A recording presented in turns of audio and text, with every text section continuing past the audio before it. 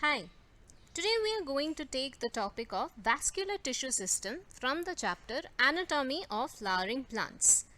The vascular tissue system consists of the complex tissues xylem and phloem, which I am very sure you have studied about in lower classes. So you already know that xylem helps in the transport of water and minerals in the plant body, and phloem helps in the transport of food. The primary xylem and phloem are the vascular tissues which are formed in the plant body during the primary growth, basically from apical meristem. Now among these tissues, the protoxylem and the protophloem develops first, and then the metaxylem and the metaphloem. The metaxylem also has wider vessels compared to protoxylem. When the protoxylem is present towards the center, it is called endark arrangement, usually seen in the stems, while when present towards the outside, it is called the exarch arrangement, usually seen in the roots. Remember it this way. Protoxylem is precious. So in stems, it needs special protection and is present in endark arrangement. Look at these diagrams of the dicot stem with protoxylem towards the inside as in endark arrangement, and in dicot root where the protoxylem is towards the outside as in exarch arrangement. In dicots, an additional layer called cambium is present between the xylem and the phloem. Cambium possesses the ability to form secondary xylem and phloem tissues and helps in secondary growth. That is, it helps to increase the girth of the plant, and hence these vascular bundles are called open vascular bundles. In the monocotyledons, the vascular bundles have no cambium present in them. Hence, since they do not form secondary tissues, they are referred to as closed.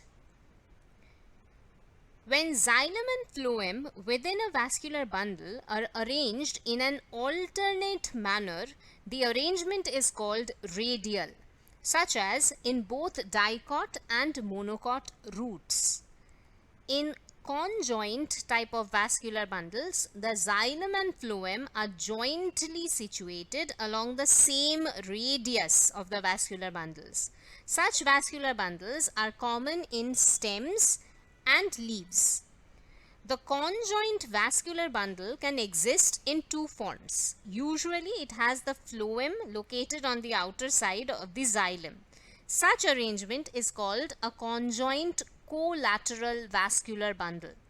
Sometimes the xylem can also remain sandwiched between two layers of phloem.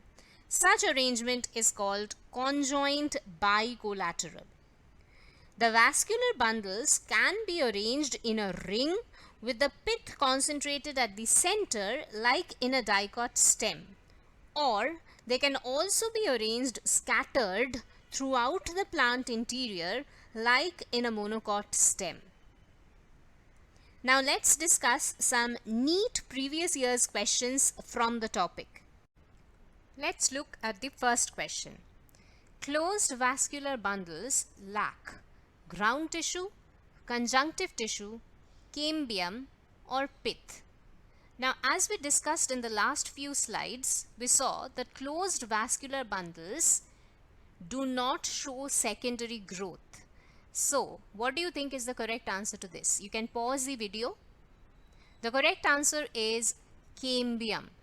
And closed vascular bundle is a characteristic feature of monocotyledonous plants showing no secondary growth. Since there is no secondary growth taking place in the plant body, that is why such kind of vascular tissues can also be termed as closed vascular bundles. Second question. Vascular bundles in monocots are considered closed because there are no vessels with perforations, xylem is surrounded all around by phloem, a bundle sheath surrounds each bundle, or cambium is absent. Of course, the answer is cambium is absent, like we just discussed in the last question. Let's move on to the next question. Some vascular bundles are described as open because these are surrounded by pericycle but no endodermis, are capable of producing secondary xylem and phloem, possesses conjunctive tissue between the xylem and phloem, or are not surrounded by pericycle. Now remember, open vascular bundles, they have an extra additional layer which is known as the cambium, which is a type of lateral meristem, and this helps to increase the girth of the plant, eventually helping in the secondary growth of the plant body. So the correct answer should be are capable of producing secondary xylem and phloem. Let's move on to the next question. In barley stem, the vascular bundles are closed and scattered, open and in a ring, closed and radial, open and scattered.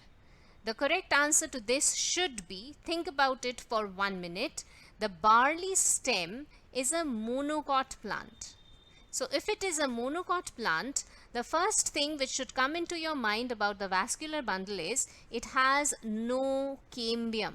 So if it has no cambium, then of course it should be called as a closed vascular bundle, right?